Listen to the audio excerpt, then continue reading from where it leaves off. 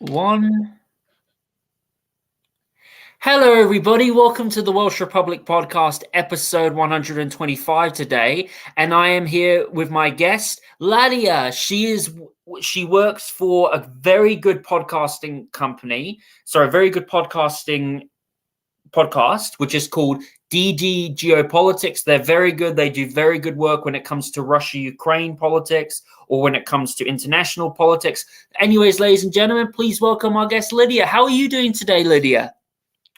I am doing fantastic, and thank you for such a wonderful introduction. Sorry, it was a bit muffy. I get a bit nervous in the beginning. But anyways, Lydia, how have you been today? What have you been up to? Well, it's what day is it? It's a Thursday for me, so it's a normal day. It's work and news because I don't know how many of your listeners are familiar with our channel, mostly our Telegram channel, since that's what we started off with. But we post a lot of news and we post them every day, pretty much around the clock. So always busy with that. You written any interesting article today, which you really found was very interesting? Well, I feel like one of the most important news of the day is the resignation of Ben Wallace. Uh, and actually, we already know who's going to replace him, so that was quick. So I feel like he was hit with the Zelensky curse. I don't know if you're familiar with the Yeah, there's curse. Boris Johnson, and then this president went, and then it's like the Finnish president. Yes. So basically, as we like to joke in our news space, that every politician who supports Zelensky eventually has to go. Well, So, isn't it actually the shake the hand? well, The shake the hand one, and then they go. Isn't that usually the curse? well, we're not sure exactly how it passes, from one person to another, but the result is still the same. So I guess we'll see what the new guy is going to do. Probably not a whole lot different, but you never know. So, Lydia, tell me about DD Geopolitics. You guys, what was the original name that you originally called? DD Geopolitics, we had a rebrand back in Yeah. June, So and you guys originally were called, I can't remember the name. So you guys rebranded something. And so tell me more about DD Geopolitics. How long has this podcast gone on for? And how long have you been working on it for? And what would you say, has been your favorite interview that you've done with DD Geopolitics? Your favorite guest? And yeah, tell me more about the podcast. well, the podcast is actually just one part of our project because how it works, so that your listeners kind of get an idea of who we are and what we do. We started off primarily as a Telegram channel, and so we post news. That's what we do. But we actually currently do a lot more than that. And a while back, we started doing podcasts, and then we took a break. But we restarted them quite recently, back in July. And so we have a Telegram channel. We have a podcast that we post on YouTube and other platforms. We also have a Substack, which is kind of our more serious article, deep dive content on geopolitics, history, and all of that good stuff. So that's what. Did I mention that we're also on Twitter? We're also on Twitter. So, as far as our podcast goes, is that, like I said, we kind of got restarted not that long ago, which is where I joined the podcast part, and we have guests. We also have podcasts where it's just kind of, the three or the two of us.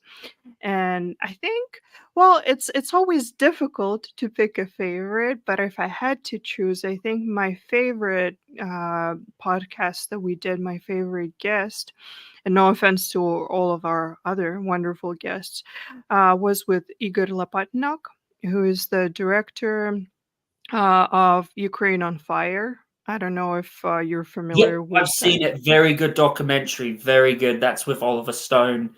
and when he goes to interview Putin. Yes, and so Igor is the director of that movie, and he actually had another documentary come out recently about Zelensky, which I also highly recommend. And that was a very special podcast to me because I don't know if you know this, but Igor is actually Ukrainian, meaning that he was born in Ukraine. And so it was very special for me on that level, because often when you hear about the Russia-Ukraine war, or as we call it, special military operation, people like to picture it as this. That there is a lot of general animosity between Russians and Ukrainians. And while obviously the war has affected some things, we're still part of the same family, and there are a lot of Ukrainians who don't view Russia as the enemy, and a lot of Russians, they don't view Ukrainians as the enemy. And so it was just a very, I guess, touching experience to me, and also because he's so knowledgeable on all things Ukraine and on the history, on the culture, on the events that led to this current conflict. And he has, because he's worked on those documentaries about Ukraine before we actually ended up in this current situation. So he has this perspective of seeing things, having seen how all those things unfolded. And so that was very special to hear. When you look at like the interview, when you look at the movies that was done called the Ukraine on Fire, and the newest one that came out with President Zelensky, the newest one, what would you say in those documentaries, when like out of any moment in the documentaries of the history where it talked about, you know, Ukraine and the neo-Nazi connection it has with Stefan Bandera, what would you say is, as a Russian yourself, is the one that really like hits you emotionally, like one that really makes you, you know, feel very sad and very, you get what I mean? Well, I think obviously for me that would be the events of 2014, the famous Maidan, Hmm. because I think that everything was kind of well, you could see it as the turning point, where essentially for me as a Russian, I feel like the West won. For the time being, when they wanted to take over Ukraine, they wanted to get a regime change. That's kind of where that was that moment. That's that's actually how we ended up in this whole situation, because that's when the Donetsk and Lugansk, and what a lot not a lot of people know, Kharkov, uh, they wanted to become their own republics, and Crimea as well, but Crimea ended up joining Russia. And so that that event set in motion a lot of other events. And it's been almost 10 years, and we're in this situation, and we're still dealing with the consequences, and we'll deal with them for a long time. Hmm. When you were doing that interview with the director from Ukraine on Fire, what would you say was your favorite moment in that interview and your favorite question that you guys asked him?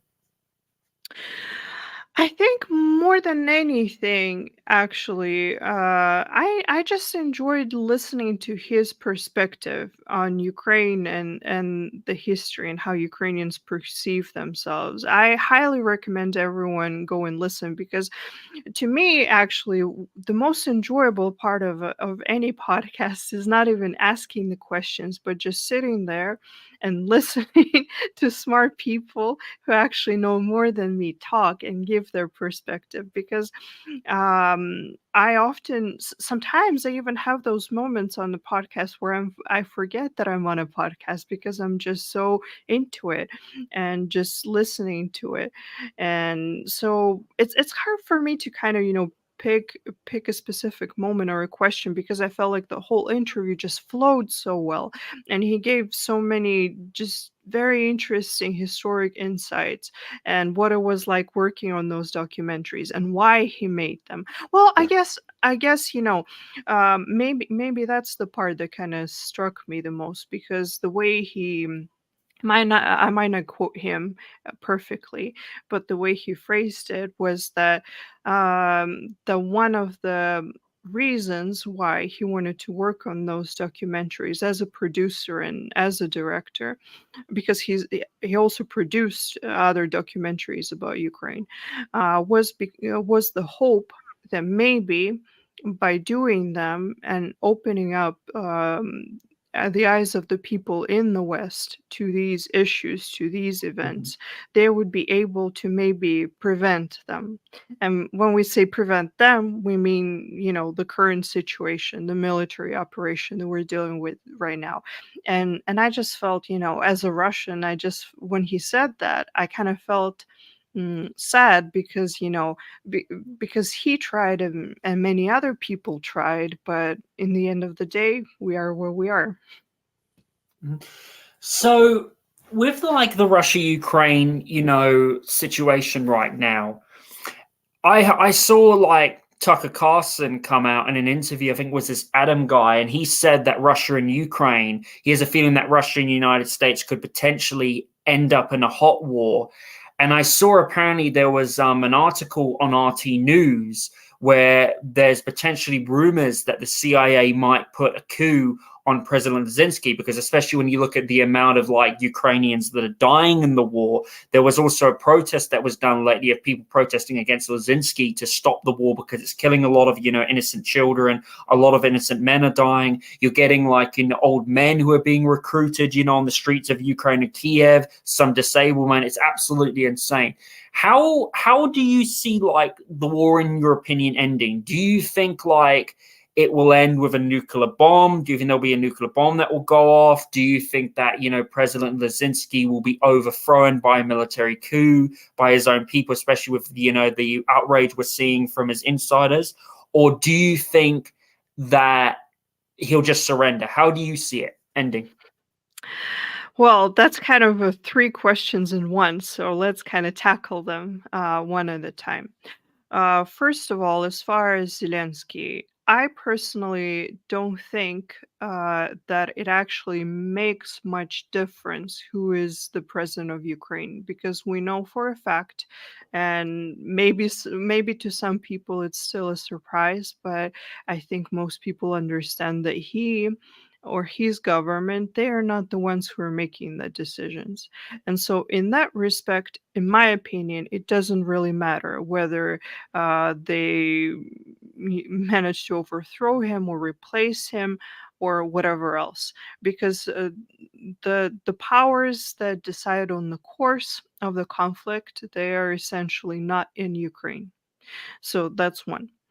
um, Second, I would say, is it possible that people might overthrow him? Well, a mobilization, and I'm sure you've heard about this. I think that was the news 2 days ago, that they're about to do a general mobilization in the regions where they previously didn't have general mobilization. And a mobilization in any country is never popular because, believe it or not, nobody wants to go to war.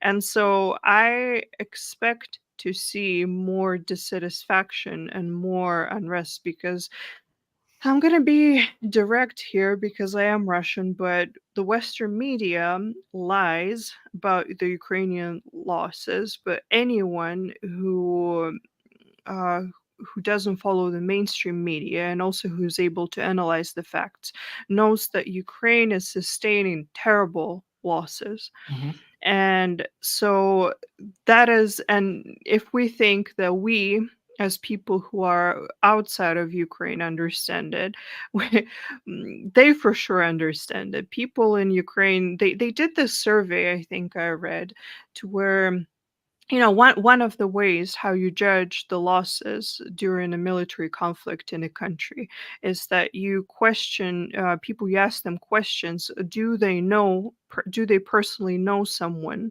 who has died in a war? And in Ukraine, pretty much, if you ask any person, they know someone. I don't remember the exact number, but it was very high.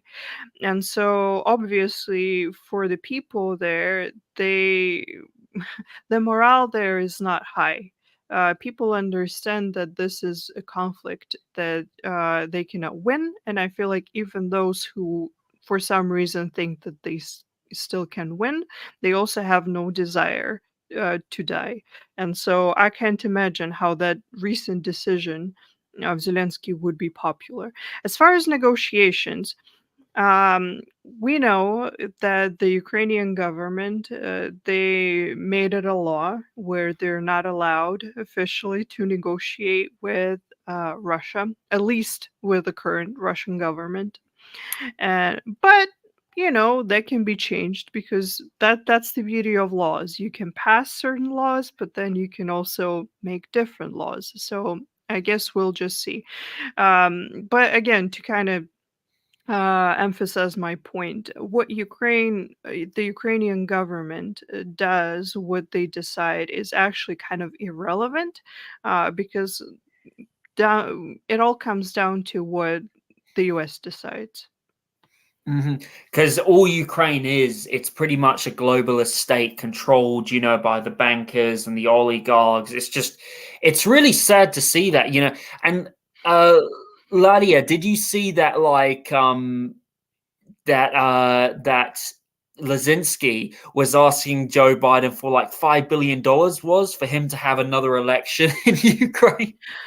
Well, what another thing that people also need to understand, and again, this is not me doing the quote unquote Russian propaganda, it's just me having a brain and common sense, is that there are different levels of what we call, like a puppet state or puppet government. Different, I guess, different versions, different stages of it.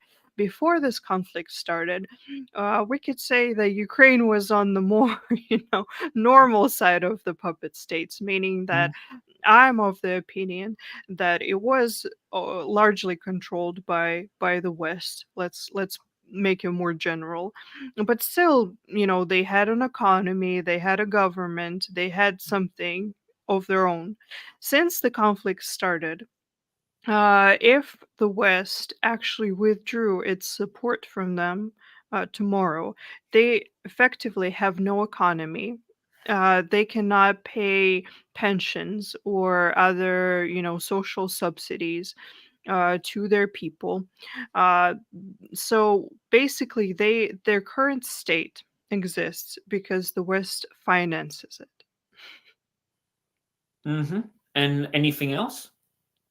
Well, I think that's another I guess that's another angle to my previous point, uh, because when we say that, oh, but what will Zelensky do? Zelensky will do what the West tells him to do. The real question is, what will the West say? And I guess now we can go back to the last part of the previous question: will Russia end up in a hot war with NATO? And obviously, I, as a Russian, would particularly like to know the answer to this question, but we're kind of in the territory where my guess is as good as yours, and yours is as good as mine. So let me give you my idea. I personally don't believe that NATO will end up in a hot war with Russia. But let me explain what I mean. Because I feel like when people say a hot war with Russia, they imagine that, the whole of NATO evokes, Article 5 or Article for 5, whatever yeah. reason. And so they all send the troops. So it's this collective NATO power that will just go and fight with Russia in Ukraine. That I think is not happening at all. What I think might happen and is not off the table is we see kind of precedents for that. Um, in the previous conflicts is that what the US, and I'm saying the US because when we say NATO, we often mean the US because let's be frank here, the US controls NATO largely. And so the US would create a coalition of willing, so to speak. So it wouldn't be the whole of NATO. It would be maybe several countries who are crazy enough or rabid enough who to want to send in their troops to fight Russia. That Under some circumstances, some sauce I could see happening, but also, in my opinion, I don't think that the West is willing to risk it because they kind of like to stay in the shadows. And plus, unlike some of the people who still believe the Western propaganda, I believe that they know the score. They know the real power of the Russian military, and I don't think they actually have an appetite for that kind of serious, major, big, hot war. I do think the U.S. has an appetite for feeding more Eastern Europeans, maybe Poles, maybe bolts to the meat grinder. Mhm. What would you say would that makes the Russian army more stronger than the United States army and the NATO army? Like, what man advantages do they have when it comes to strength, navy, and army? How do you see it that way? Well, you see, military is not exactly my strongest suit, so I wouldn't be able to give you the exact numbers. But let me give you kind of my civilian opinion and common sense opinion on these issues. I'm not going to say that the Russian military is stronger than the U.S. military overall, because honestly, I don't feel like I have a particular uh, great knowledge for to compare these things as probably a military person would. But I can tell you one thing: there are several things that win the war, and the backbone of any war is actually economy and industry.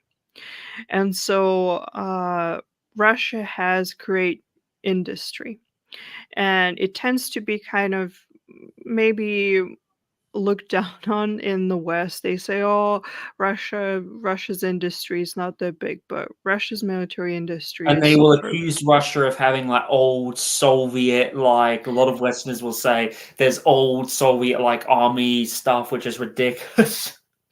Well, I mean, let's put it this way. Did Russia use a lot of the Soviet equipment in the beginning of the war, or let's say older equipment? Yes. But if you have it and if it works and if it does the job, why not use it? It's what any practical person or government would do. That's one point. Russia produces stuff every day. Russia has a good industrial base. And plus, something to keep in mind is that we, unlike Ukraine, we're not even in wartime economy. So it's basically business as usual. They've ramped up the production, but largely it's not even, it's not even wartime levels. It can. My point is that it can be ramped up some more. Mm. And so I think that is the big thing. And well, and logistics partially because it's closer. Ukraine is closer to Russia, so some of the things that might be a little bit faster, a little bit easier. And also, because the Russian society understands what we're fighting for and what we're dealing with, and so the people are very much of the mindset that if we have to sacrifice some things, and if there is something that Russians are good at, it's sacrificing and also surviving, then we're just gonna do it. Where I think that the general public in the West is kind of getting tired on the economical side, and maybe even the countries that are dealing with the refugees, maybe on the social side too. Where in Russia it's not even the case. There is no war fatigue here, so to speak.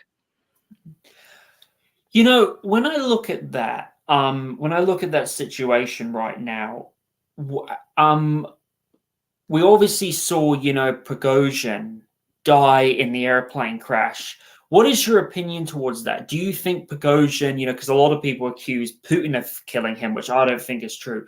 What do you think happened? Do you think Prigozhin was killed by a CIA op? And what things did you know about that, like, and learn about that news? What is your opinion towards that? I don't have an opinion in the sense that for myself, I haven't formed a conclusive opinion in the sense that I can't say that I have a version of the event uh, that I can say, okay, this is 100% what I believe happened. So let me just kind of, give you my thought process here. Uh, we have to people in the recent days, well, it's been what, a week, I think, around that. They like to pull up, I've seen on many channels, they like to pull up that Putin quote from the interview where he says that he can forgive everything except betrayal. And they say, this is the proof.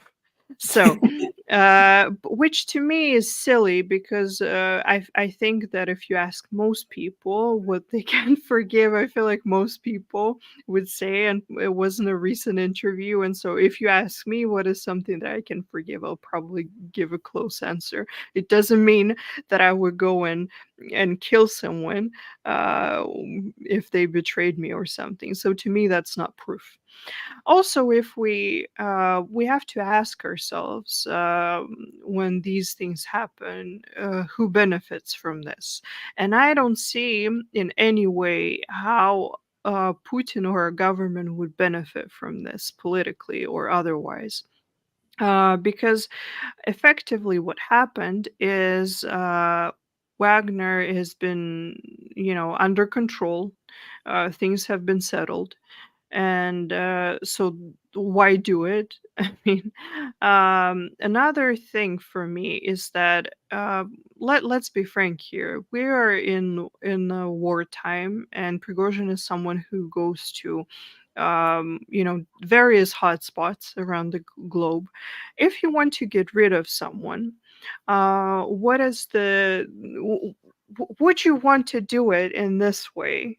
You know, inside your country, like some people claim that they literally, if we stick to this like popular conspiracy version that Putin ordered it, and that the AD or whatever they say shot the plane down in broad daylight, is that how you would actually want to do it? Because I think that there are much easier ways to make a person disappear.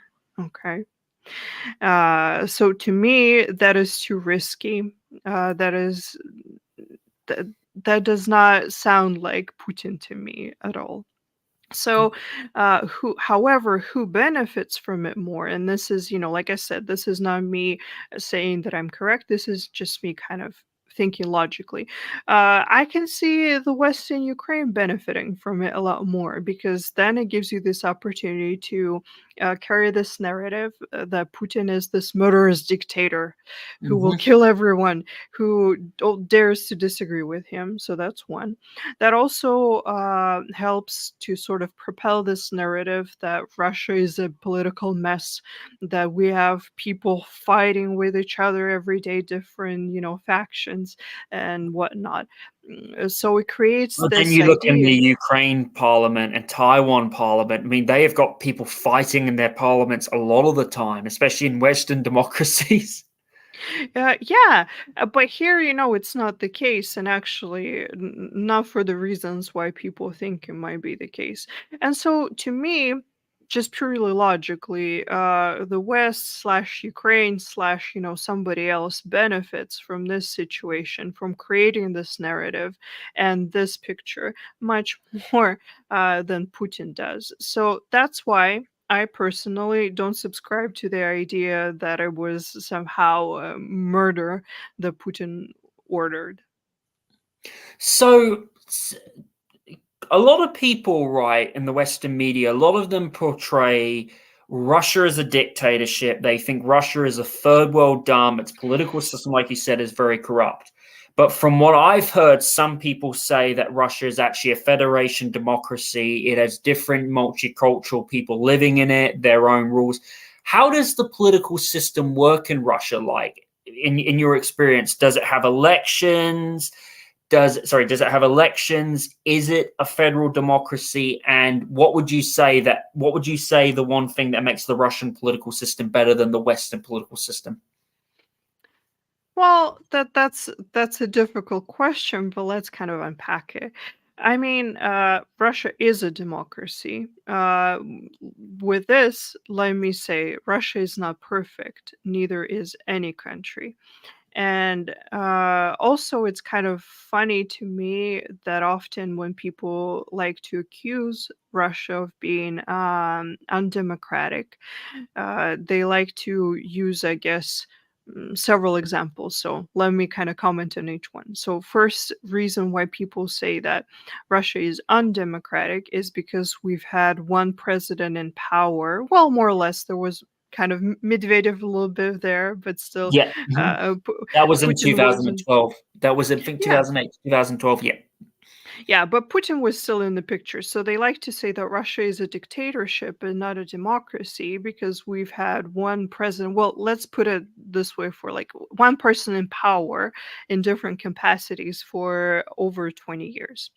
To which I say that is not a clear sign of, of a dictatorship, and also the constant change of power is to me not always a clear sign of a democracy.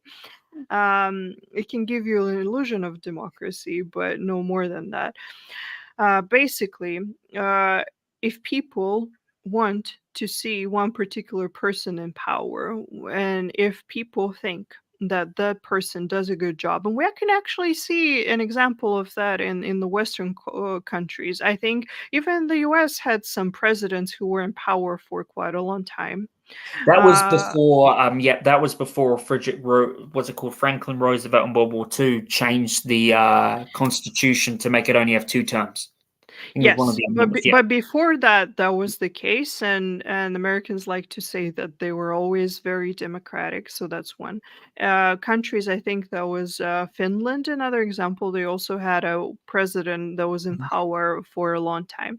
So that to Same with me, Germany. Germany, Angela what's it called? What's her name? The and German Angela before Merkel, yeah. Angela Merkel. Yep, her. So, Mhm. so to me, that fact alone, that someone stays in power for a long time, that is not enough for me to say that a country is not democratic. Because what if they're doing a good job? On the contrary, I would argue that if someone is in power for a long time, that actually gives them the opportunity to make long-term plans. Because actually, my issue when I look at the U.S. is that I see what happens there is that you have two parties. Okay, we're not going to go into details about how they might be kind of, same thing when it comes to some things, but we'll just leave it at that, two parties.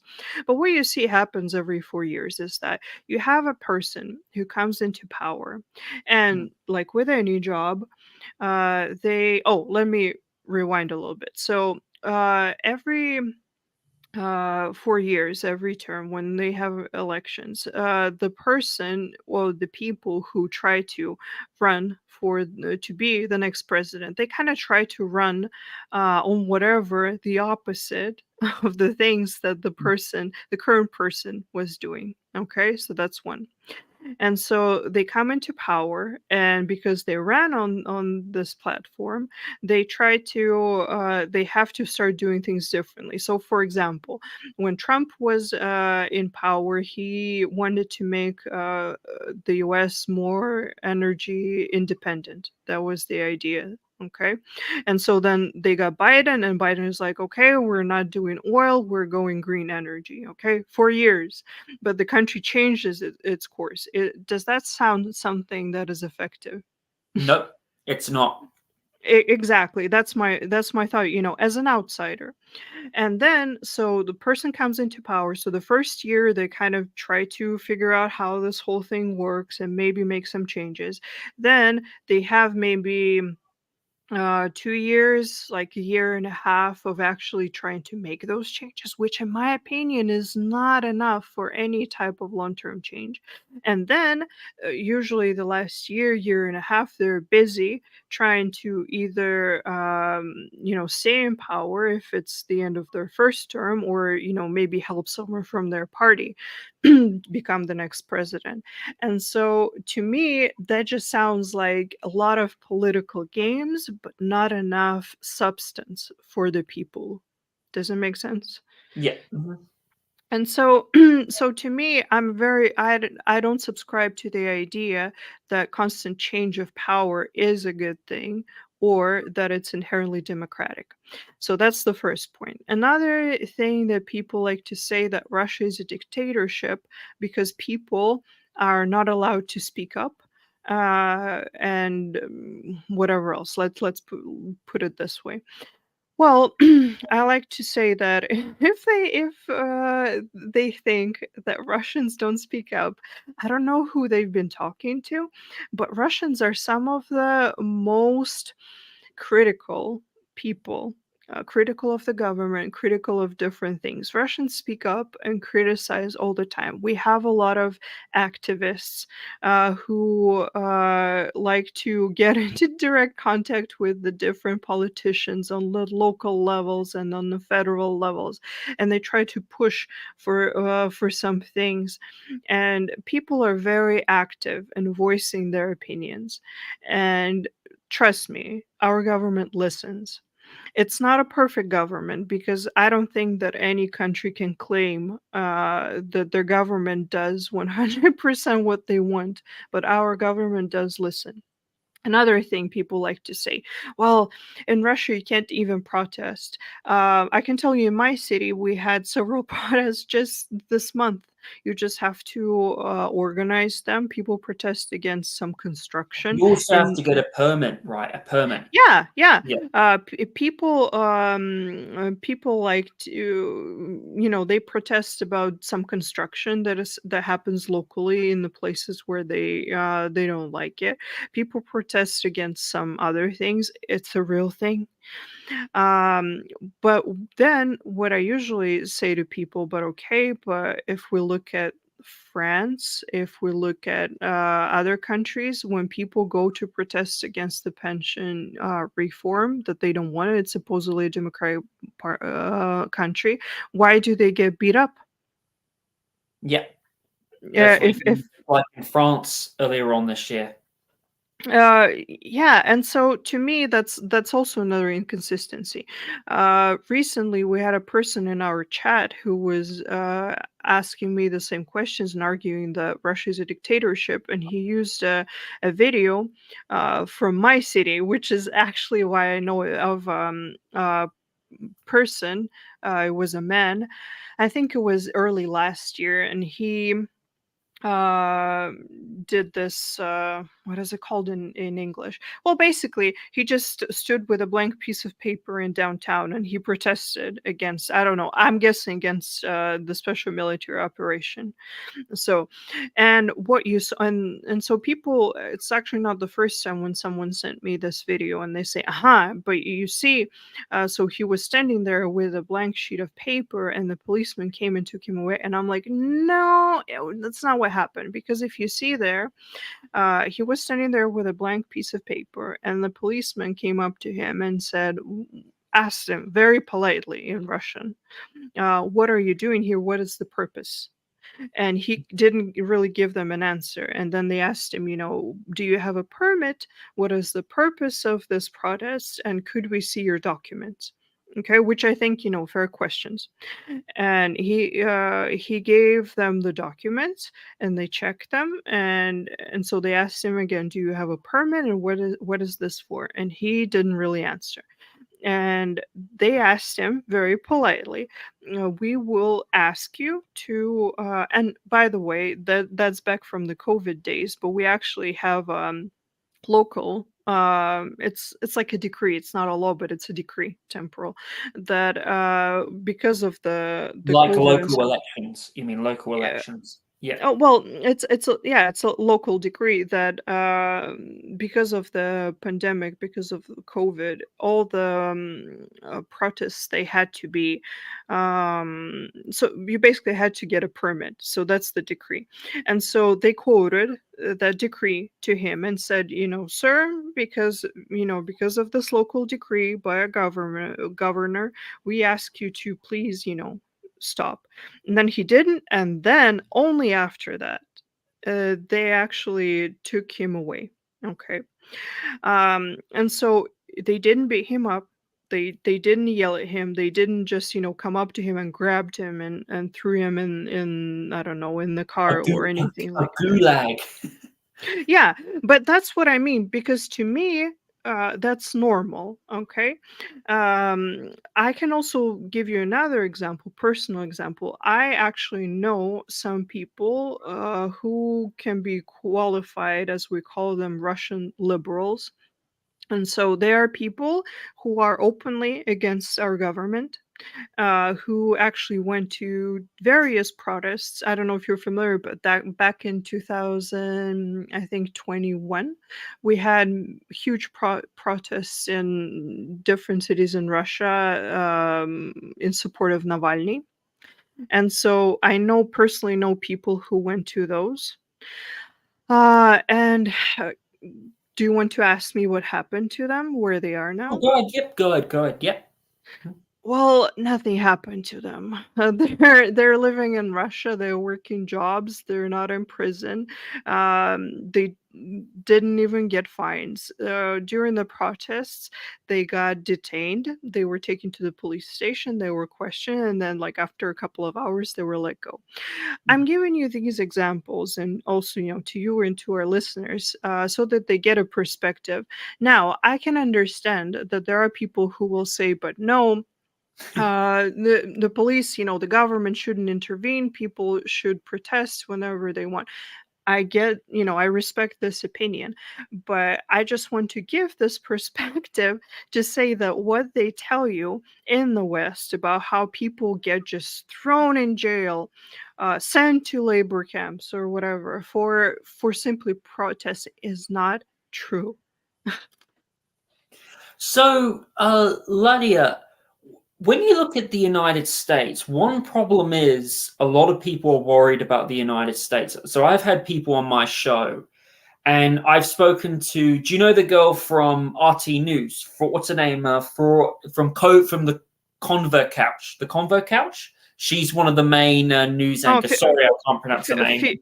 Fiorella? Yeah, Frira. She was, I think, the last year, very good interview. I did with her last year, and she was telling me like how the United States has such poor election laws, how voter fraud in the United States has been, like a problem. It's actually been a problem since 1864, which was pointed out on a good film which was pointed out on a film called America Voter History For, which was done by Lila Hart and Eric, her husband. You should check that out, by the way. I'll send you a link to that. And they were talking about how election fraud is a big problem in the United States, and how, it's the fraud that goes in, and how, with what we've seen since 2020, with how bad the election fraud has gotten, and how it's so third world, and how they're actually better. And Flora was telling me how there are better election laws in Venezuela, Honduras, like Cuba, Nicaragua, Colombia. It's just so much better. What does Russia do in its elections? What does Russia do in its elections to make sure voter fraud does not happen in Russia? And what lessons could the United States take? How secured is the elections in Russia from voter fraud? Like, what do they use to protect it? Like, when it comes to voter ID, and what lessons can the United States take from the voting laws that Russia does to protect it from voter fraud? Well, the normal process, and it's kind of side note. During COVID back in 2020, they actually they had to work with the times, and so now you can also vote electronically, I think. But what people need to understand is that how it works is that everyone in Russia has an ID, which is our internal passport. And so we also have this system that is online, that is basically your website, your portal, uh, for all the government things. So you go in there and you use your passport, your basically security information to log in there, and it's, that is unique to you. And Sounds a bit like Venezuela, because Jimmy Carter in 2012 went to Venezuela, and he said they do kind of the same thing. That's what they do in Venezuela, and it's actually very good with their voting system. Yeah, so when people vote electronically, it's basically they have to be authorized in that system that is tied to their passport and official government information. If you vote in person, how it works is that we have election sites, and so you get people there who oversee the elections. There, I actually, one of my best friends did that with her husband several times. So you can just be like a normal, regular person, like a citizen, and you can sign up for that, and you go there, and you basically see that they keep all the rules, and you go there. And you have to, they make lists beforehand, lists based on because we all have what we called in Russia permanent registration, which is, you know, your permanent address and all of that. And so they make lists, and so you come in and they find your name on that list, and they compare, you know, your information and your ID and your passport to that information that they have on the list. And so once they find you on there, they give you the you know, the bulletin for that. And then you go, it's a closed booth, and you mark your, you know, your candidate there, your vote there, and then you put it into the, you know, the box with all where they collect all of those papers. And then during, and it's sealed, or at least it's supposed to be sealed. That's how it works. And that's another reason why you have the people there who oversee it, so that they, you know, they make sure that they check the list, that it's closed, that, you know, the box is sealed, and they have cameras everywhere. And so yeah, that's how they vote.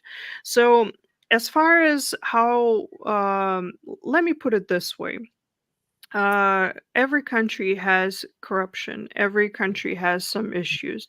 But I can tell you that, for example, as far as presidential elections, people like to say that another reason, by the way, why Putin is a dictator is because in reality, most people don't approve of him, but they just make it seem like they do so he can stay in power. And in the West, they like to make it look like what the majority of Russians want is Navalny as the president. But I can tell you that the majority of people definitely don't want Navalny as the president.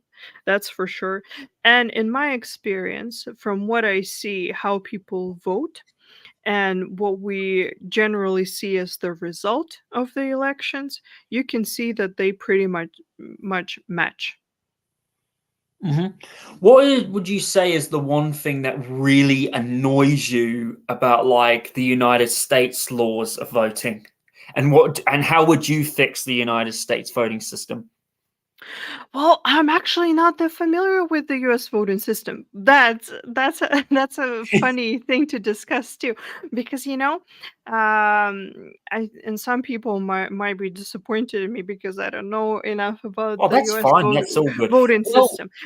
But you know, the point that I wanted to make is that people like to say how like Russia interferes in the elections, and also oh how yeah, Russians, yeah. they think about other countries, and well, in reality, most Russians don't even think Well, about other you countries. know, Lydia, they'll accuse Russia and China, but foreign interference has been happening in the United States for a long time.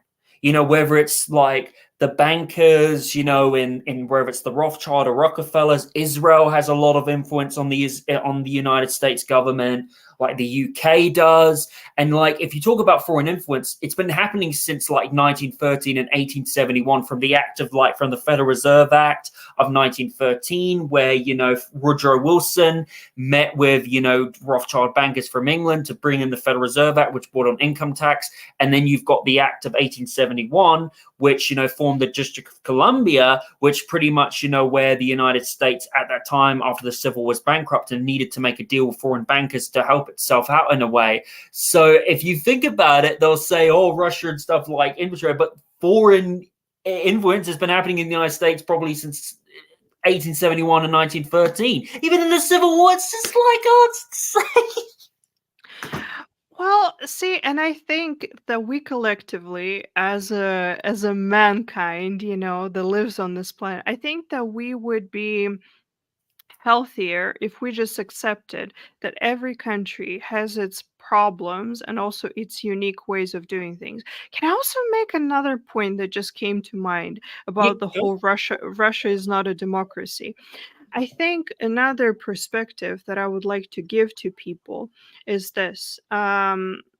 Well, it's no secret, and I think that you have a smart audience, that the grand plan that the West has had for Russia for a while is to basically occupy it in a soft way, kind of like they did with Ukraine, Mhm. and to use the resources to break it up, to basically, to have Russia all to themselves. Yeah, And yeah.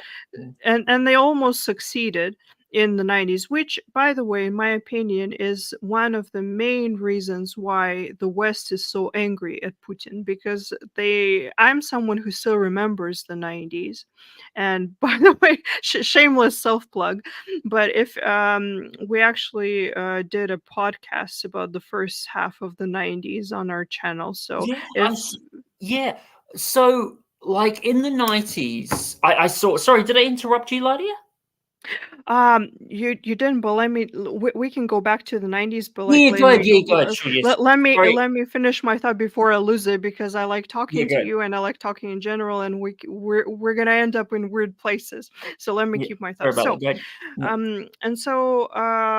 so with that thought in mind, that the West has always wanted to break up Russia and still does, and they don't even make it a secret, so it's not some piece of Russian propaganda, it's the reality. um, People don't understand that now this is where it's going to get controversial, that on some issues Russia cannot allow itself to be more, so to speak, open or quote unquote democratic, because as soon as we try doing that, we run a very high risk of our system, political system, social system, being hijacked by the West. Because as Dugin actually expressed it very well, and he talks about it often, is that in the 90s, Russia was effectively under Western occupation, cultural occupation.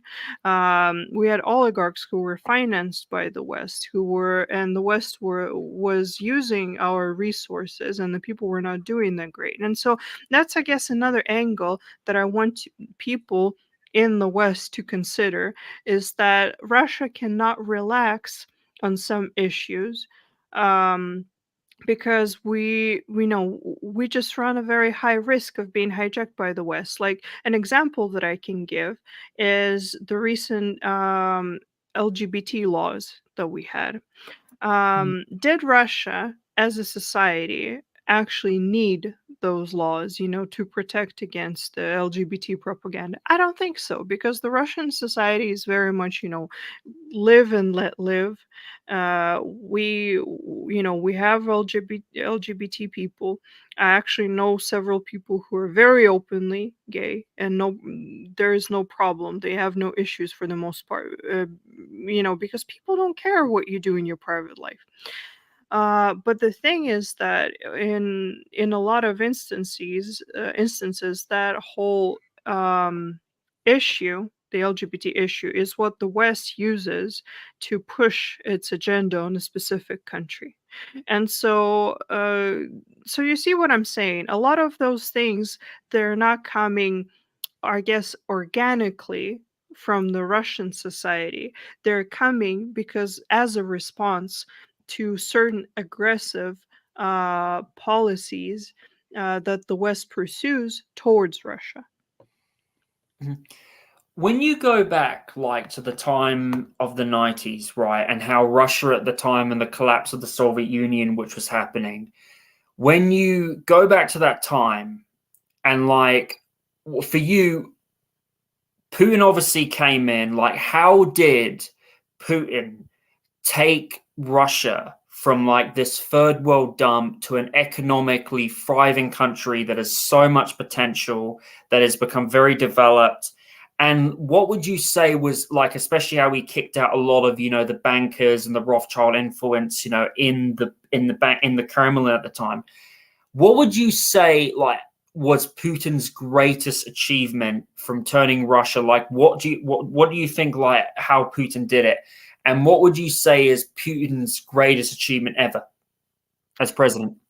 Oh, that's a really good question, and I think that that's the issue that a lot of people don't understand. And when I say people, I don't even mean foreign people outside of Russia. I know some people who were born late 90s, early 2000s, and I guess if you look at the Russian liberal movement, which for our listeners, when I say liberal, it's not the same thing as in the West. In Russia, Russian liberal largely means someone who is very anti current government, anti tradition, and very much pro Western integration. So most of those people, they're young. They're in their 20s. Why? Because they didn't get to live in the 90s and actually see what life was back then, and to compare. Because for a lot of those people, it seems that things were always like this when they were not. And so to understand what Putin did, and let me paint you this picture, because I actually remember very well when he came into power and what it was like. Uh, mm, as you probably know, before he became, well, first he was appointed as sort of acting president temporarily, but before that he was actually the prime minister. And so before he became the prime minister, that was back in 99, I think, Mhm. we had, because Yeltsin was in this last stage of alcoholism and Yeah. confusion, and we had prime ministers change literally, I think, every 3, 4, 6 months, very often, to the point that it was sort of this running joke among the people that people wouldn't even bother remembering their names. And I remember back then, the reason why I remember it well is because that summer, when he became the prime minister, I was actually on a vacation away from home. And then when I came home, my dad came to pick me up. And as you do when you come home, you ask, what's new, what's been happening. And my dad said jokingly, he was like, well, we got a new prime minister. And I was like, oh, what is he like? And he said, well, he looks young. And there was that. And so when Yeltsin resigned and we got Putin, and when Putin got elected, people actually, I feel like people didn't vote for Putin, maybe because they saw some type of a greatness, but they saw someone who was, one, smart, capable, represented our country well, because people were tired of being embarrassed, and someone who actually looked like he cared. So I feel like the general sentiment among the people was that it can't get any worse. Let's just hope that he does better than Yeltsin. Because also another perspective to kind of why people love Putin so much is that the USSR, however people might feel about it, I guess the general consensus might be that it was a great country with a lot of achievements. Then what Russia was in the 90s, people lost a lot of the pride that they had. People lost that sense of purpose. People lost that sense of identity. People, they felt that Russian was more, before that, when you said that you were Soviet, that you were Russian, it meant something. In the 90s, it didn't really mean much. And so that was the psychological toll. And so he was someone that people believed in. They felt that he could maybe be someone who would make their life normal again, who would give them something to be proud of. And he did. And so, as far as what I feel is one of his greatest achievements, and that's actually the first thing that came to mind, and that's actually something that even the people who criticize him generally agree on, is that he actually did very well in solving the major alcohol and drug problem that we had after the 90s. Um, so that's one thing which I really appreciate. And obviously, we're not a perfect country, but if you look and I'm kind of a little bit all over the place with my thoughts because there's so much that I want to say. But You can I let it all out. It's all good. Say what you want to say. It's all good. but I love going outside of Russia, and in the past almost 2 years I had the opportunity to travel outside of Russia for 3 times. And before that I traveled extensively in my life. Something that I really like is coming back, because it gives me this opportunity to sort of look at Russia as an outsider might. You know what I mean? Mhm. uh, this feeling. And I remember before, when I started working and traveling, that was early 2000s, I would go to different places. Like I went to the States, and I was just amazed because Russia back then compared to the US was, I think, decades you know Behind, behind. behind. Yeah. And so I went to the States, I went to Europe, and I would just walk around there with my eyes open wide and say, wow, I really wish we had those things. But and I would generally get a sort of a culture shock, and just on an everyday level, just the things that they had and the technology that they had and the cleanliness and everything. And just and now and recently, my recent vacation, I went to the United Arab Emirates, Yeah. and it's a beautiful country, very high tech, very clean, wonderful place. But before, when I would travel and I would come back home, I would get depressed because we would be behind. But now these days, I come home and I don't get that feeling because we also have nice things. I see, like this time I came home and we have a new airport in my city, like a new That's terminal, awesome. and it's huge, and they're building things. And so what people don't see is that the reason why people love Putin is because he actually has done a lot.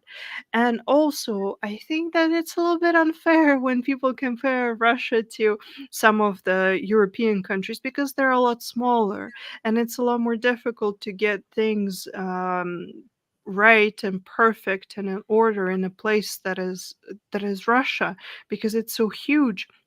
But there is progress, and every year when I live in this country, I see progress. I see things being built.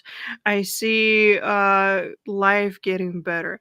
I see salaries getting higher. And of course, people will always find something to complain about. But when I look back at how my parents did and lived when they were my age and Mhm. how I'm living when I'm my age, it's worlds apart. And that to me is the greatest thing. And also now, like I'm Russian, and you want to know my perspective, and people are generally curious about Russia, and they see Russia as this great power. This is what Putin did for us. uh, he gave us back our pride. He gave us back our identity in some sense. He made, Russian, this word Russian and the word Russia into something, into this great country. So that's the most important thing for me.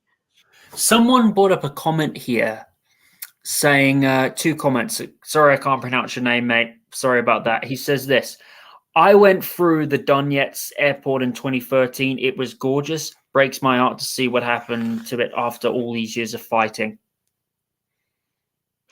Well, it's the whole Donetsk thing. Obviously, it's heartbreaking, and Mm. I don't remember exactly, but I'm pretty sure that they said that they plan to restore it in 2025. I think that's the year. You know, Lydia, I have been so amazed. One thing is like, when you look at places like Donetsk, Donbass, and like what's called Mariupol, is before, like when those places, that were pretty much, run by Ukraine, and then Russia, the military operation came in, you see the way that like Russia has rebuilt them, like the hotels, the infrastructure for some of the sporting venues, and like how they helped, how they gave, some citizens free housing there. It's amazing. It's just like what you see in China and like Japan and South Korea. The development is just amazing. And then the West will say,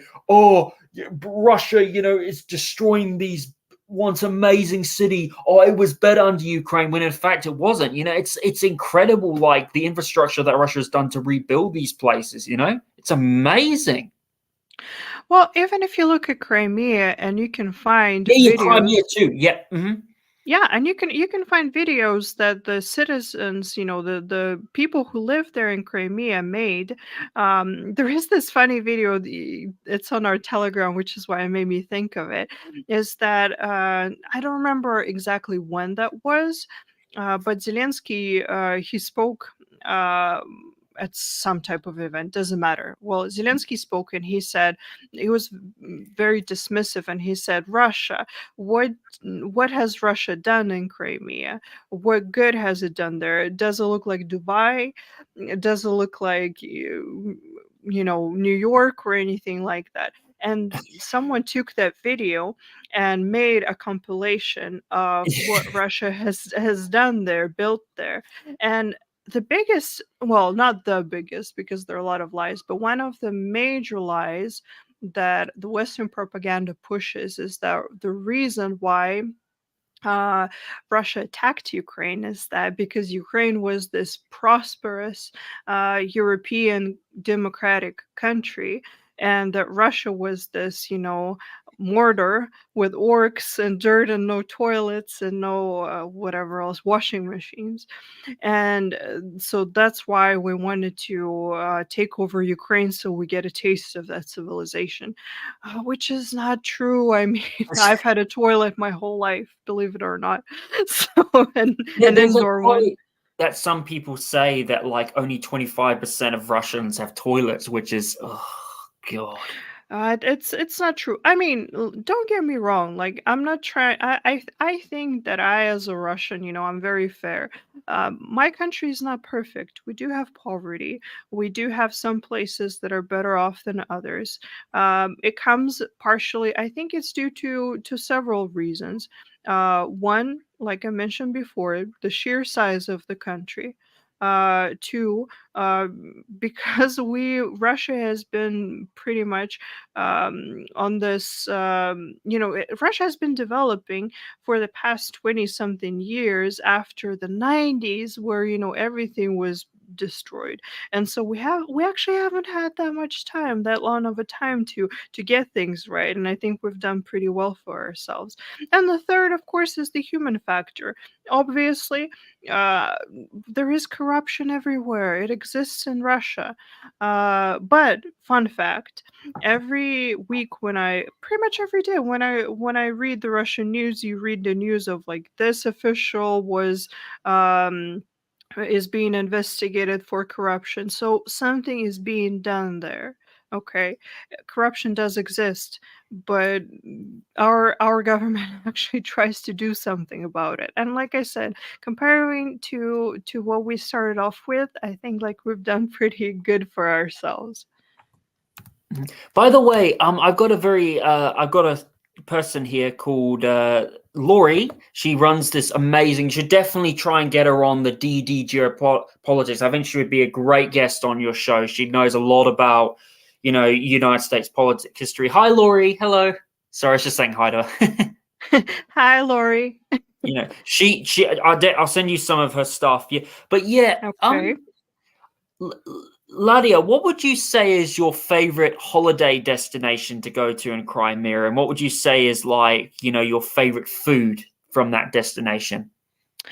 Well, if we're talking overall in Russia, there are great places to visit in Russia, but I feel like the place that everyone needs to visit if they get a chance in Russia is obviously the Lake Baikal. I was there a long time ago, unfortunately, but I really want to go back. Um, Hopefully in the nearest future. It's a very special place because it's this huge lake and it's very old. It's actually one of the oldest in the world, and it's beautiful there. And I feel like even if someone is not exactly religious or not religious at all, this is the place where you go, and regardless of what kind of beliefs that you have, you feel close to God or universe or whatever else people might call it. You just feel so close to it there, to the power. You look at the beauty that exists there, and you realize that there is something that is greater than yourself. That this place has existed for thousands of years and will exist hopefully for thousands of years more, and you just get this feeling of peace and it's beautiful there. So highly recommend. And as far as food, Russian food, I mean, traditional Russian food, it's not for everyone because, as I like to say, it's very pragmatic. Because, we're not French, we don't do the whole, fancy sauces because you get your sauce and your wine and you look at the vineyards. That's not the Russian way because you need food that will actually that will make you strong enough not to freeze in the winter and to run away from the bear and maybe even fight it. But we have a lot of great food. I think the most, well, since I live in Siberia, so I have to plug our local cuisine, pelmeni, which is basically, I feel like everyone is familiar with. It's basically your meat, typically beef dumplings. So good, and even the people who are very picky eaters usually like them. Mhm. In so when you look at like the Soviet Union, what was your family like when they like what was your family members like when they, were going through the stage of the Soviet Union collapsing? Like, how did your father and how did your family feel when like the Soviet Union collapsed? And what things would you say were better in the Soviet Union that are better than Russia now? Well, I have to say that I don't come from a communist family in the sense that my father, like many people, my mom is a lot younger than my father, and so they're from different generations. My dad uh, was born in '39, and so he comes from the time where it was actually kind of mandatory to be a member of the Communist Party. My mom never joined the Communist Party, and so overall, I know might be disappointing for some, but I don't come from a family of communists. I come from a family of people who actually were, a lot of my family members, like my grandfather was in a labor camp, and my mom's side of a family also, faced some things. And so overall, my parents, they never subscribed to the communist ideas. That was my point. But uh, when I talked to my mom, and that was actually when I was getting ready for my episode about the early 90s, I actually talked to my mom because I was very little back then, and I wanted to know her perspective. And I was surprised because I thought that she was going to say, "Oh, we couldn't wait for for the Soviet Union to fall apart," but it's not the case. She said that she was very scared and that a lot of people were very scared of the future because they saw that the country was kind of falling apart, that it wasn't a viable model, I guess, that that they couldn't things could not continue the way they were, but at the same time there was no general desire for the Soviet Union to break apart. And so obviously the transitional period, but we didn't even get much of a transitional period because we got shock therapy. So we were kind of thrown into this market economy and all the wonderful things that we remember the 90s for. And so that is kind of me, moving on to your question.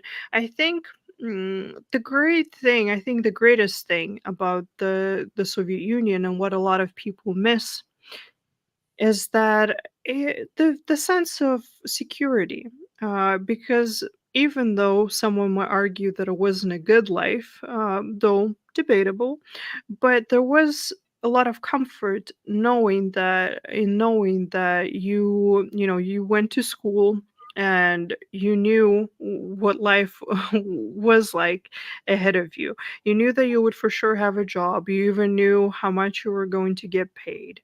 You knew that you would for sure have a place to live. And so just a lot of the things that I feel like we in capitalist societies have to worry about every day, you didn't have to worry in the Soviet Union. I still have some early memories about the Soviet Union. I remember it being very very safe, just a very nice safe place. And then in the 90s it was definitely not a safe place. So I think that for a lot of Russians, I think that's another major misconception that people have. Well, one is that some people are still convinced that we're communist, which, in case someone wondered, we're not. But another thing is that Russians really want the Soviet Union back. And I have to explain this perspective a little bit. Um, Russians overall are very history minded and also very nuanced people. We don't really think in terms of black and white. We don't really think, oh, this was bad and this was absolutely good. So when people say that they like the Soviet Union or they miss the Soviet Union, they don't necessarily mean that they want it back. They just appreciate a lot of the things, the security, the achievements that we had, the war that we won, because that's a very personal thing for every Russian. Just like when people say that they like Stalin as a leader or appreciate him as a leader, they don't necessarily mean that they want Stalin as a leader currently, uh, but they mean that they recognize that the country was able to achieve great things when he was the leader. So that is the general mindset. Russians are they feel very gentle and very, very loving feelings towards their history and their heritage. And the reason actually why I like how Putin approaches the development of Russia is that I think that he recognizes that Russia is all of those things, meaning that pre-revolution Russia is Russia. The USSR, it's also part of our history. The modern day Russia, it's also Russia. It doesn't matter what kind of political regime we have. It's all part of our history. It's all part of our heritage, and we need to respect it and we need to learn from it. How long can you keep going for? Can you go on for, sorry, I just want to ask, how long can you keep going for? Could you go on for another 20 minutes or 30 minutes or no? Yeah, that's good. Yeah. I wanted to ask you, by the way, sorry, before we do, a guy here commented, USSR was not really communist. It was socialism that got corrupted by communism. Well, he's correct. He's correct. I say communist as in general sense. Since that's what people use, but he's absolutely correct because socialism, in very simple terms, is sort of communism is the goal. It's the ideal. Socialism is kind of the stage before it, the not so ideal. And so obviously the USSR never really made it to true communism, but it was socialist. I guess it was communist ideology, but yeah, he's absolutely correct on that. And he also said here, I have a friend who lived in 3 different countries growing up in the USSR. What does that say in the middle? What did it say? Chechnya. Chechnya, Ukraine, and Russia. They're all home. They are all home. They are all home to them, and they used to move freely between them all. What's your thoughts on that? Well, I think that that's how a lot of people feel, because that's here we can discuss, what it is being Russian. What is Russian?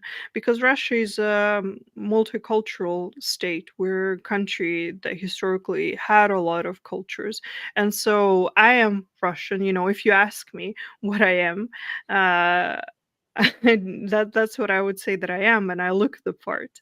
I guess I look like a stereotypical Russian woman, Slav, but at the same time, I have a Ukrainian grandmother, I have a Polish grandfather, and who knows what else.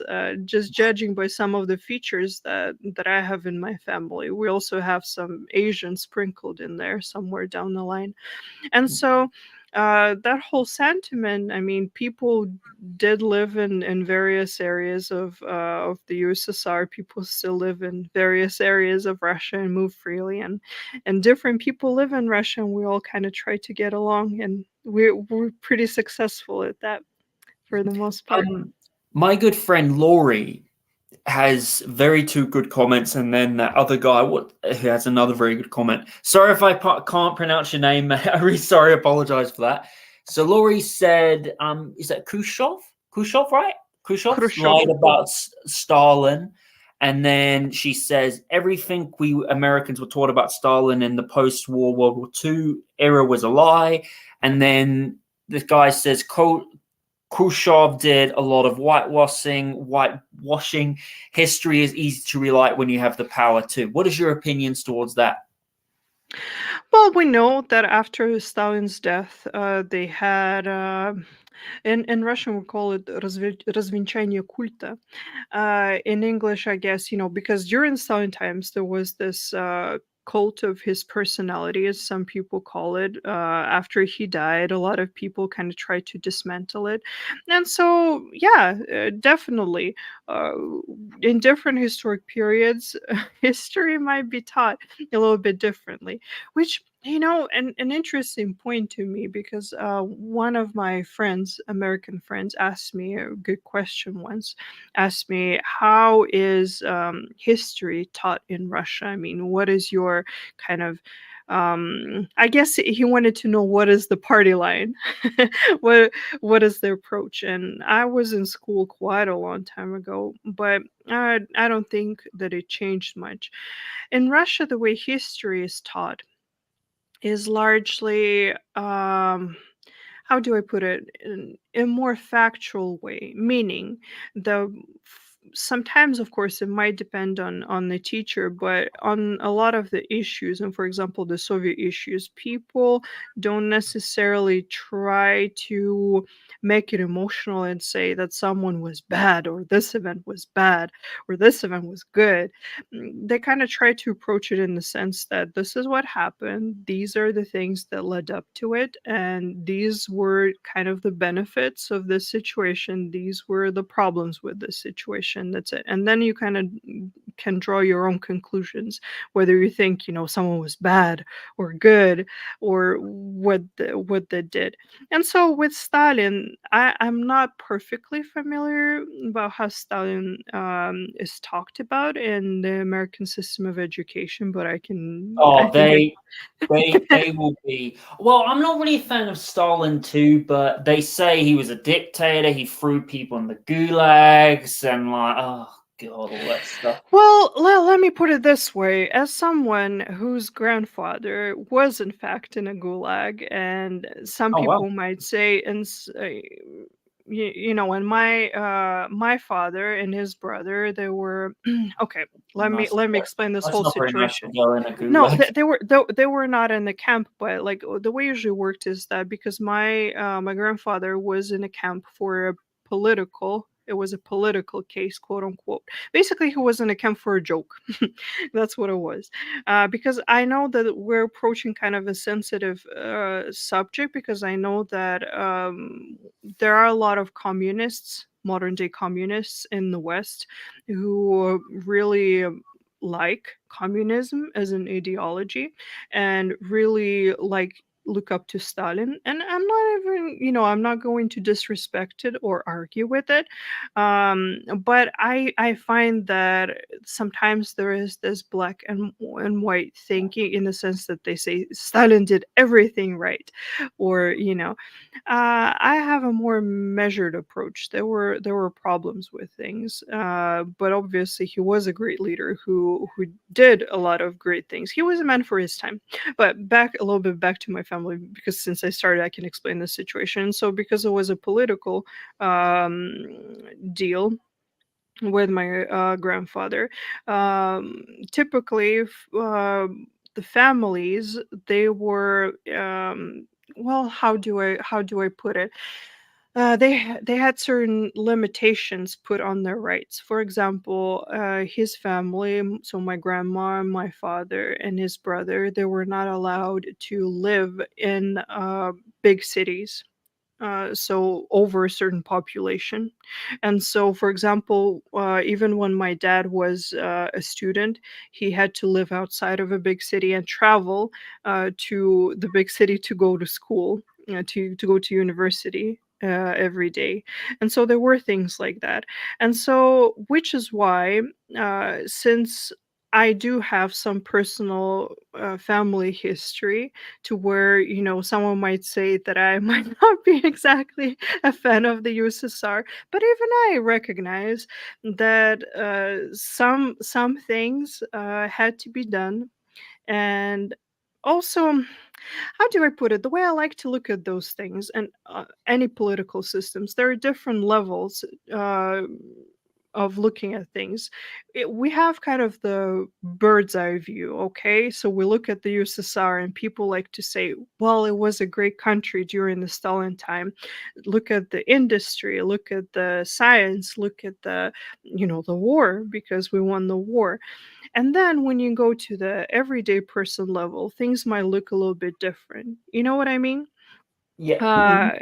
It doesn't mean that the bird's eye view is a lie or is an incorrect view, but it's just a different perspective. So that's why I'm saying that probably on a bird's eye view, I agree that it was a great time for the country. If we look at an individual person level, maybe it wasn't always that great. I just some people, Laurie, my friend, brought up a very good comment here. During the Cold War, Stalin, we were taught Stalin was the devil himself, of course, in the Cold War era. And she says here that, which is a true fact, especially knowing the prison system in the United States is very corrupt. It's probably the most, they make money, especially with the amount of people who go to jail in the United States for small drug crime offenses, which is ridiculous. She says here, America has more people in prison today than Stalin ever had in the Gulags. Oh, absolutely true. And Bob Goodman says here, how much influence do the ideas of Dugin have in Russian society today, especially his ideas on Eurasianism? His influence since the death of his daughter increased. What do you think of that? Uh, well, let me kind of first comment on the whole, how Stalin was talked about Yeah. during, I guess, the Cold War times. Even I, as a Russian, I can sense back in the 90s, when we were largely influenced by the West, I can see that there was a lot more pressure to sort of condemn our past, where I feel like now people are more accepting towards it, not in the sense that we say, oh, everything was just perfect, but like, kind of the opinion that I expressed before. So that's one thing. About Dugin, people need to understand, to kind of gain a perspective, that Dugin's voice is an important voice, but it's not the voice, it's a voice. Meaning that while he is obviously a very respected um, person, philosopher, thinker, among certain people, there are also quite a few people who I think are not even that familiar with his ideas. And so sometimes I hear this opinion that I guess, especially since in the West he is presented as this nationalist Russian, to the point of being Nazi, even though he's definitely not at all. People like to present that he's somehow what he says, his ideology, his ideas is what most Russians subscribe to, which is not the case. Even though I feel like some of his ideas, definitely most Russians subscribe to, like the ideas of the Russia is the civilization state, the idea of the we need to preserve our culture while being respectful of other cultures, that we need to try to stay close to our Slavic brothers, and some of those other ideas. But I guess I would kind of warn people against saying that what Dugin says is what most Russians think. Let me put it this way. Even though I personally actually agree with a lot of his ideas, especially on Russia. Lydia, one thing is many people, American expats say, and especially British expats say, is a lot of people, Western media say, oh, the Russian healthcare is crap or something like that, when in fact it isn't. It's actually very developed and stuff. Do you know much about the United States healthcare system?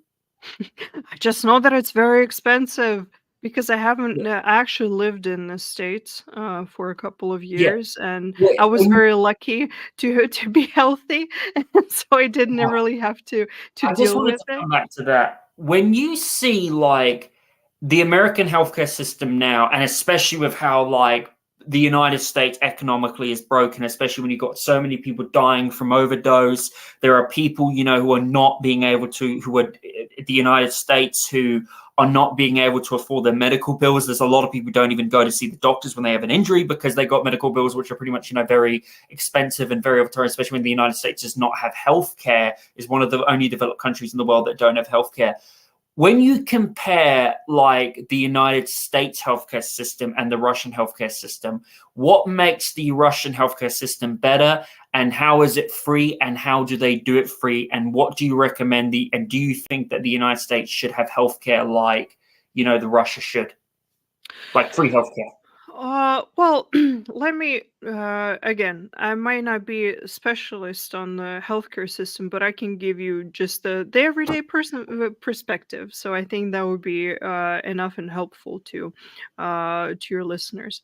Basically, the we inherited our healthcare system from the USSR, obviously. And what you find, and I'm sure that your listeners, because they seem to be very smart and knowledgeable, they know is that Russia has actually kind of done a lot of its own things, but also kept a lot of the Soviet things. The good thing about the Russian healthcare system is that a lot of it, at least on the basic level, is free. The bad thing about it is because it's free, obviously, there might be, especially in some places, a lot of pressure on the system. Meaning that, for example, I actually don't use the free healthcare system. Why? Because we have a lot of private clinics and they're affordable. So I'm very average as far as Like Russian. how much is it like to go see a doctor in a private clinic comparing it to like Western countries? It's anything between usually like a typical appointment would cost you anything between 1,000 and like maybe 3,000. That's like if it's a really good specialist. So like 1 to 3,000 rubles. Which, let me do my calculations on my phone really quickly, which is actually not that much. So that would be with the current, if we count that a ruble a dollar is roughly 90 rubles. So that would be like 1,000 rubles is like $11. $11. What about in New Zealand? So, well, I don't know New Zealand currency, but like in dollars. So, like I said, 1 to 3,000. So that's like anything between like $11 and like $33 US dollars, just to put it into perspective. That's what one appointment will cost you. That typically lasts from like 30 minutes to an hour.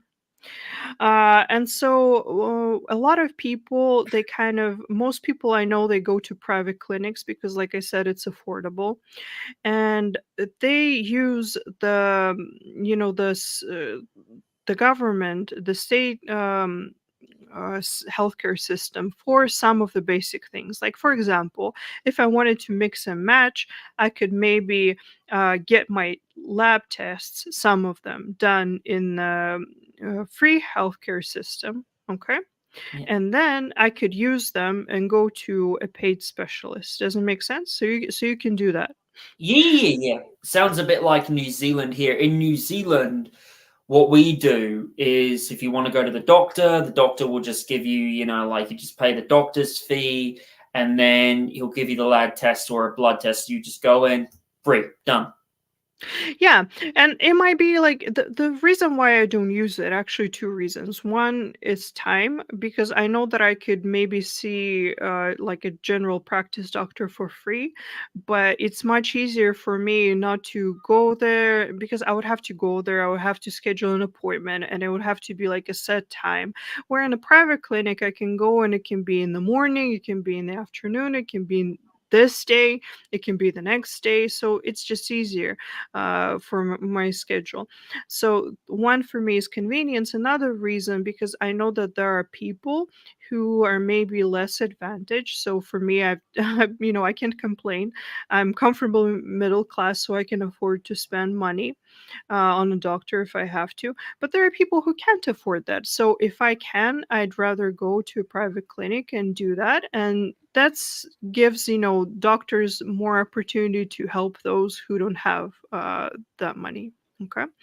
But also not everything is free. We have a list.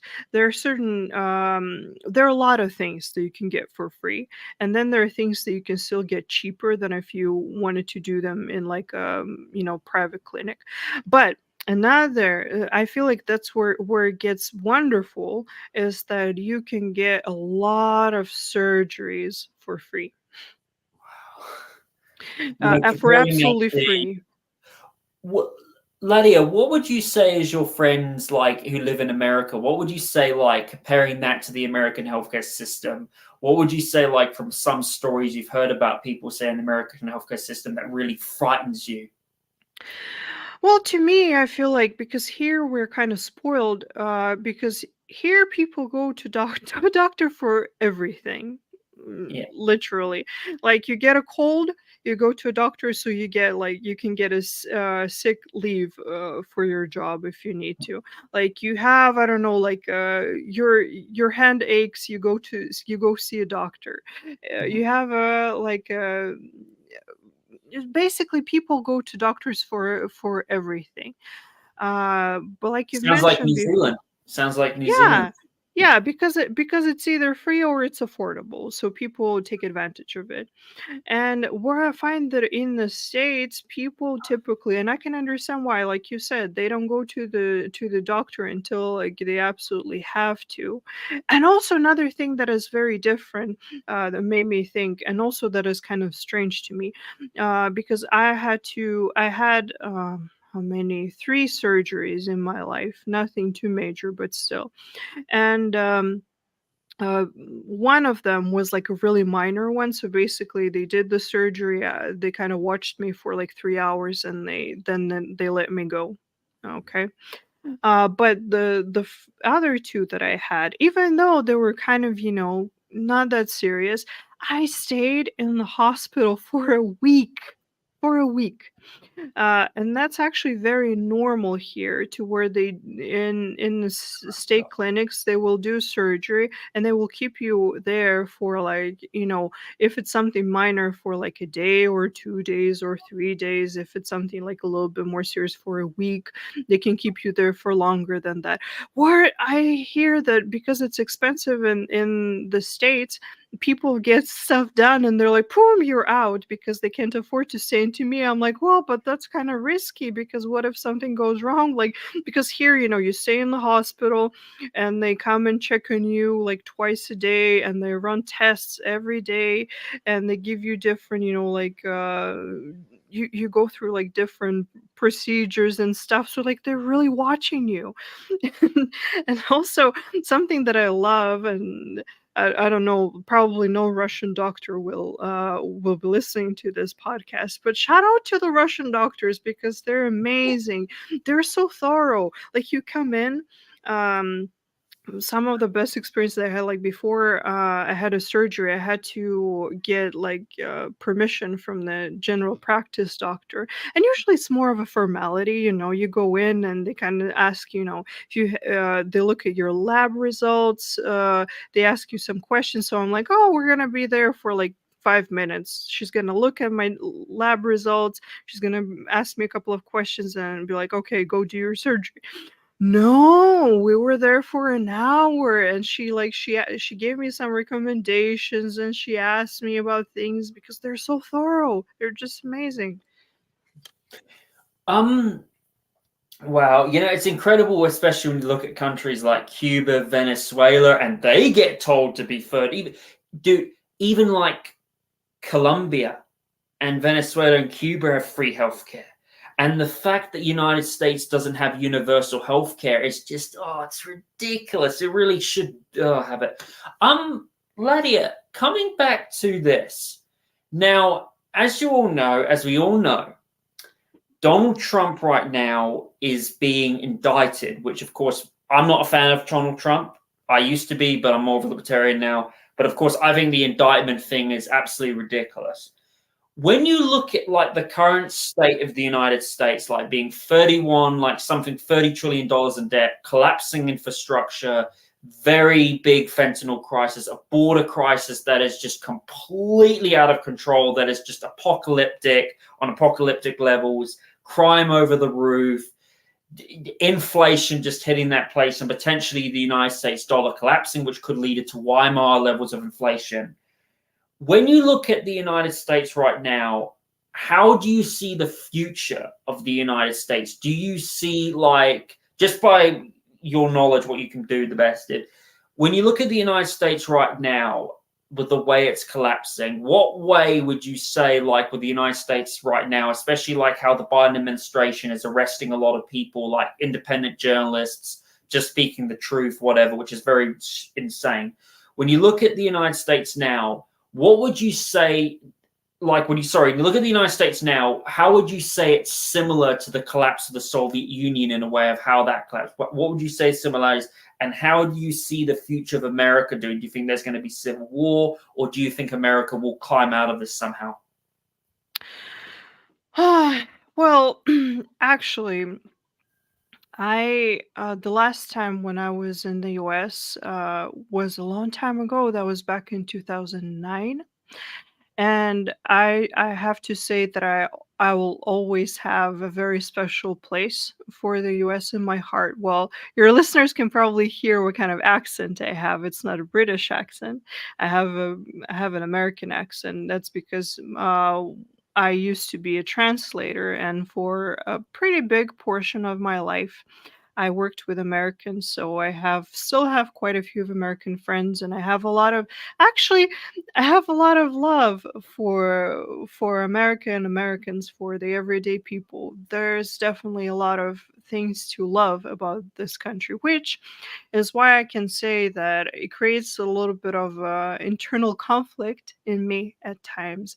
And I feel a lot of pain, because back when I was in the States, that was back then, in 2000. 2006, 2008, 2009, we were still, like I said, in the stage where Russia had we were not doing that great yet. And I saw uh, America as this place. Well, the first time when I came there, I was like, wow, why would people ever want to live in a different place? Because this is so amazing. And so it really pains me to see the changes in the society and the politics and just the overall approach. I I don't know if I would compare it to the USSR because I feel like that's a different scenario because a lot of the collapse of the USSR had to do with, well, not the collapse itself, but a lot of the problems that we had as the result of the collapse of the USSR was how it was approached, because it was swift transition from one system to a different system that the people and the economy and nobody was prepared for.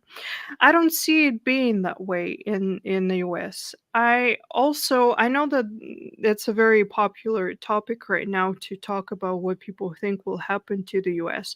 I personally don't see the US collapsing in this like major sense, because I think that when some people talk about it, they often kind of picture it as like there will be civil war, everything will go down in flames, and the great USA will fall. I don't think it will be this way. I think that we will see more of this gradual slide into just more and more difficulty, economic difficulty. Like you're saying, another Great Depression, like especially when the dollar, loses main currency.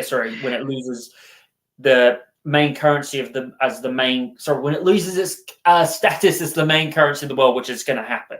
It's a Great Depression thing. Yes, but also let's not get it twisted. Let's also not underestimate. First of all, the U.S. economy is still pretty strong. What I mean by that is that it's not going to collapse overnight. Because first of all, Europe is going to collapse first if that's going to Oh happen, yeah, and absolutely. the U.S. still has Europe to feed on. So it has more, in Russian we call it запас прочности, meaning that it has a lot more resilience in it, it has a lot more strength in it.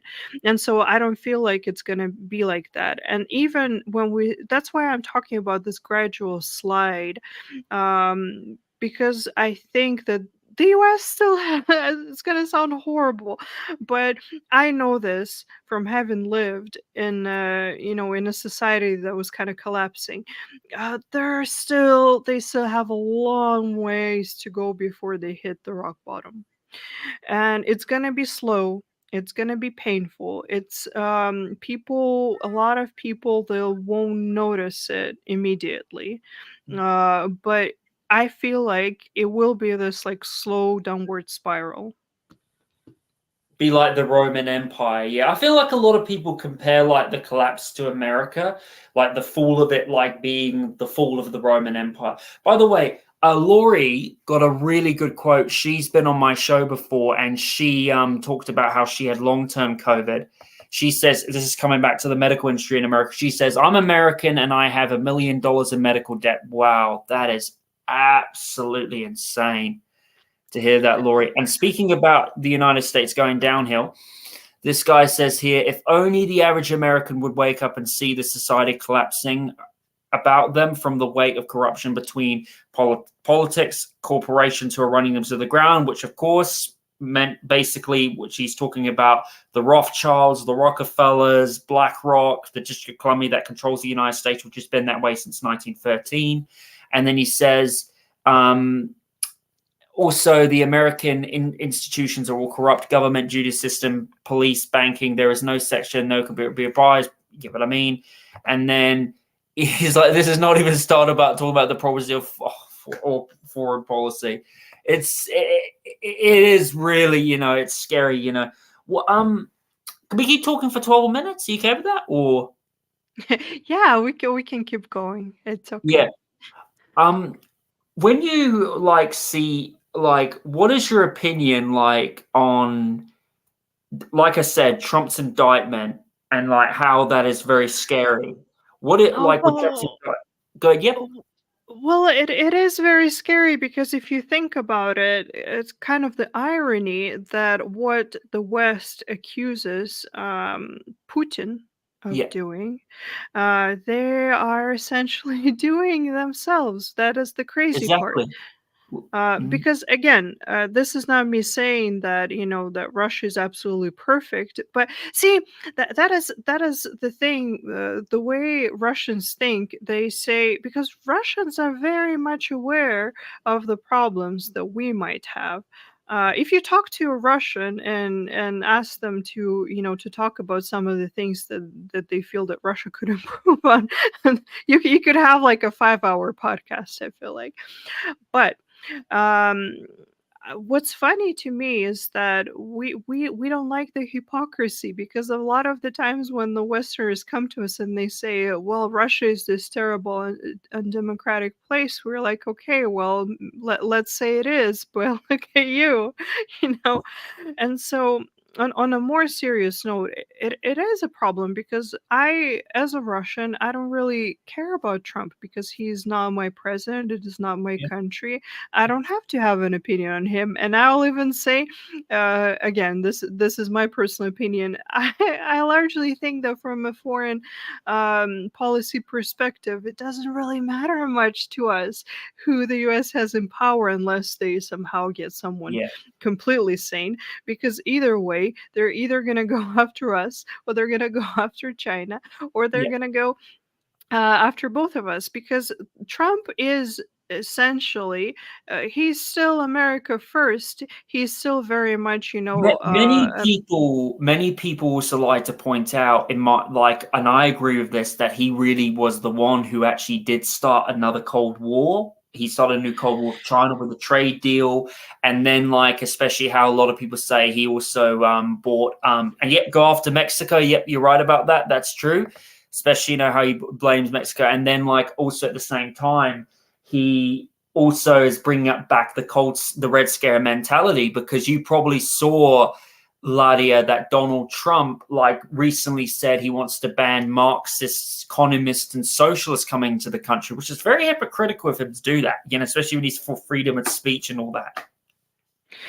Well, the problem, the way I see this as a Russian, and the reason why I say that it really doesn't matter who the U.S. has as the president, because Mhm. okay, we might get a president. Well, the U.S. might get a new president who's going to be like, okay, we're not going to support Ukraine. Let's make a peace deal with Russia, or whatever else. But then, essentially, they're still going to largely pursue the same policy, in the sense that the problem is not Russia, or being against Russia or against China. The problem is that the American officials, pretty much all of them, they believe in the American exceptionalism, and they believe that no matter what, America needs to be the what do they call it, like the leader of the free world, the Yeah, uh, the and so policeman of the world. yeah, so it's that mentality that is the problem, not the people. Because as long as that mentality, that thought is there, there will always be a problem. Because the American elites, they cannot accept that they're not the power, that they should be a power. And I actually think, and like many people, that the US would benefit greatly from a more, we could call it like isolationist Yeah, like a true policy. constitutional republic. But in my opinion, in order to do that, you need to get rid of the real enemy, and that's the Federal Reserve. It's the District of Columbia, the people who run the United States, the Rothschild, the Rockefellers, getting rid of the Federal Reserve Act, getting rid of the CIA, all that stuff, getting rid of like BlackRock, the corporations who control, and like as Vladimir Putin says, most presidents in history have been controlled by the bankers, like Putin said. Well, exactly. And so that's why what is happening with Trump is a shame because, again, that's kind of a weird example, but how do I put it? Some people like to present it as this like, are you pro Trump or against Trump issue, which to me is not the issue here because it doesn't matter to me whether you like the man or you don't like the man. It's the precedent of it that is dangerous. It's just like last year when we got bombarded with the sanctions and also not just the sanctions, the formal sanctions from the West, but also like a lot of the businesses would discriminate against Russians Oh, and say like, you're not allowed to use our services, you're not allowed on our platform because you're Russian, and a lot of people. They cheered it on, and I said, and obviously, I was upset because of it because I am Russian, but I also said that if I were you, and if you live in the West, and if you claim that you're pro democracy and all those values, I would be very careful to cheer this on because right now you are, let's say, on the right side of history, meaning that you're not the ones who are getting persecuted and kicked out of places and discriminated against. And you can feel however you want to feel about Russians or Putin or Russia in general. I don't care. But you have to recognize that it's a very dangerous precedent where you say that, okay, not right now, we're collectively hating this country. And so we're going to demonize and we're going to discriminate against all these people just because they live in a certain place or hold a certain passport. And so to me, that's the same thing. You don't have to like Trump, but you have to recognize that it's a very dangerous thing where you can have someone like that be, prosecuted just because let's be frank. Because my opinion, I think that a lot of people agree on it. Just because the state perceives him as dangerous to their I know. goals. It is absolutely ridiculous. Um, so Lydia, I think we've been talking a bit long enough. Is there anything else you would like to say before we finish up the show?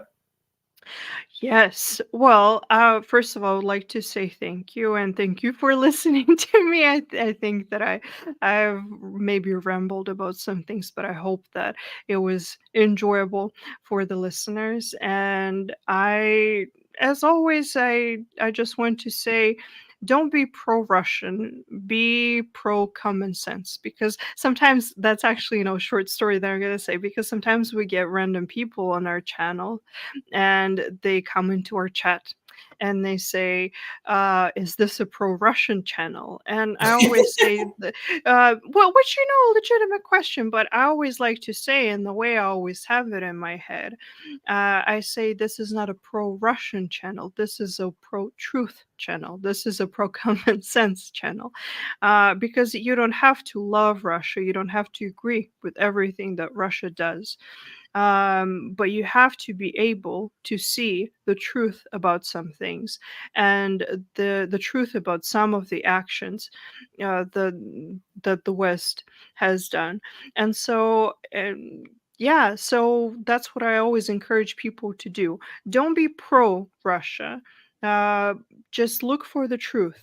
Ask questions, because I think that is a very important thing, to be able to share perspectives, to be able to have a dialogue, even if we don't agree on everything. I'm actually perfectly fine with people disagreeing with me, as long as they're informed. And I will invite everyone to join our Telegram channel. It's DD Geopolitics, and subscribe to our Twitter. Listen to our podcast. We work very hard. We have a good team, and we always try to do our best and to bring you the best, most honest information that we can. Also, before we finish up, there's some audience who want to say, Lawrence says, thank you for the great stream. Thank you very much, Lawrence. Laurie, my good friend, says, thank you for the fascinating show, Welsh and Lydia. Friend you. And also this guy, sorry I got your name wrong, mate, but he says, thanks, Lydia. And also he says he loves the DD Geopolitics channel. And he says, nice to hear your opinion. Great interview, Welsh. You get some of the best guests. Awesome. Thanks, mate. I really appreciate it. That's really cool. And yeah, so ladies and gentlemen, thank you very much for joining the Welsh Republic podcast, episode 125. Please go and check out Lydia's the podcast she works for, DD Geopolitics. They're a very good podcast, very good information, very awesome shows. They're very talented, very enjoyable to watch. And yeah, they're a very good podcast. Please give them all the like and subscribe they need. Give them all the support.